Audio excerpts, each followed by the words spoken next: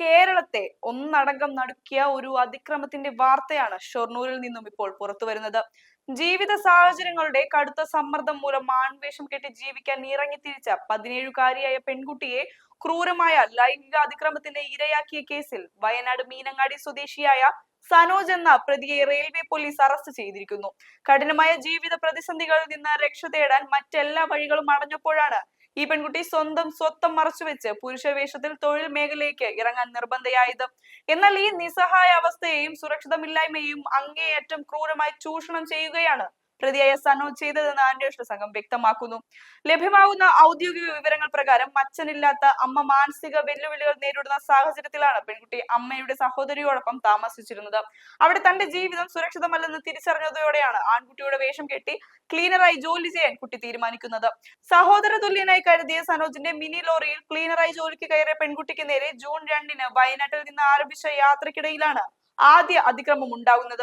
കോഴിക്കോട് വണ്ടി നിർത്തിയപ്പോൾ ലോഡ്ജിൽ വെച്ച് പെൺകുട്ടിയെ പീഡിപ്പിക്കാൻ സനോജ് ശ്രമിക്കുകയും അവിടെ നിന്ന് കുട്ടി ഇറങ്ങി ഓടുകയും ചെയ്തു. പിന്നീട് സംസാരിച്ച് ഒത്തുതീർപ്പാക്കിയ ശേഷം യാത്ര തുറന്നെങ്കിലും ലോറി കോട്ടയത്തെത്തിയപ്പോൾ ഇയാൾ കുട്ടിയെ ക്രൂരമായി ലൈംഗിക പീഡനത്തിന് ഇരയാക്കുകയായിരുന്നു എന്നാണ് ഔദ്യോഗിക പരാതിയിൽ പറയുന്നത്. തുടർന്ന് മനം മടുത്ത് ജീവനെടുക്കാൻ തീരുമാനിച്ച പെൺകുട്ടി കോട്ടയം റെയിൽവേ സ്റ്റേഷനിലെത്തി ആദ്യമായി കണ്ട തീവണ്ടിയിൽ കയറി യാത്ര തുടരുകയായിരുന്നു. തീവണ്ടിയുടെ വാതിൽപ്പടിയിൽ അതീവ അപകടകരമായ രീതിയിൽ അസ്വാഭാവികമായും യാത്ര ചെയ്ത കുട്ടിയെ പെരിന്തൽമണ്ണയിലെ ഒരു പോലീസ് ഉദ്യോഗസ്ഥൻ ശ്രദ്ധിച്ചതാണ് ഈ കേസിൽ നിർണായകമായ വഴിത്തിരിവായത്. കുട്ടി ആൺകുട്ടിയാണെന്ന് കരുതിയാണ് പോലീസ് ഉദ്യോഗസ്ഥൻ ആദ്യം പരിചയപ്പെടുന്നത്. എന്നാൽ കുട്ടിയുടെ പെരുമാറ്റത്തിൽ സംശയം തോന്നിയ ഉദ്യോഗസ്ഥൻ തിരിച്ചറിയൽ രേഖകൾ ഉൾപ്പെടെ കാണിച്ച് കൃത്യമായ ചോദ്യം ചെയ്യലിലേക്ക് നീങ്ങിയപ്പോഴാണ് താൻ നേരിട്ട ക്രൂരമായ പീഡന വിവരങ്ങൾ കുട്ടി കരഞ്ഞുകൊണ്ട് തുറന്നു പറഞ്ഞത്.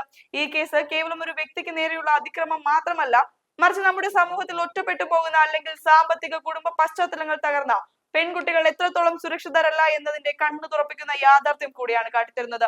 തങ്ങളെ സംരക്ഷിക്കാൻ ആരുമില്ലെന്ന ബോധ്യം വരുമ്പോൾ ക്രിമിനൽ പശ്ചാത്തലമുള്ള വ്യക്തികളെ വിശ്വസിക്കാൻ നിർബന്ധിതരാകുന്ന കുട്ടികൾ ഒടുവിൽ ചെന്നെത്തുന്നത് ഇത്തരത്തിലുള്ള വലിയ ചതിക്കുഴികളിലാണ്.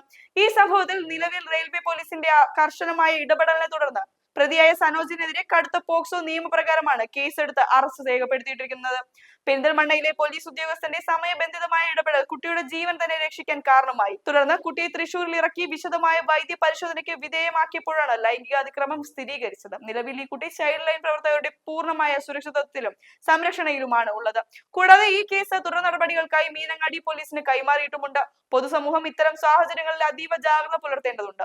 നിങ്ങളുടെ ചുറ്റുമതിലുകളിലോ പൊതുസ്ഥലങ്ങളിലോ സംശയാസ്പദമായ രീതിയിൽ കുട്ടികളെയോ സ്ത്രീകളെയോ കണ്ടാൽ ഒട്ടും മടിക്കാതെ ചൈൽഡ് ലൈൻ നമ്പറുകളിലോ പോലീസിലോ വിവരം അറിയിക്കാൻ മടിക്കരുത്.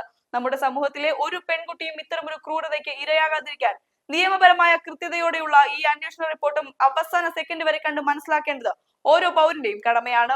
ക്രിമിനലുകൾ സമൂഹത്തിൽ ഒളിച്ചിരിക്കുന്നത് പലപ്പോഴും വിശ്വസ്തരുടെ വേഷത്തിലാണെന്ന് ഈ കേസ് നമ്മെ ഓർമ്മിപ്പിക്കുന്നു.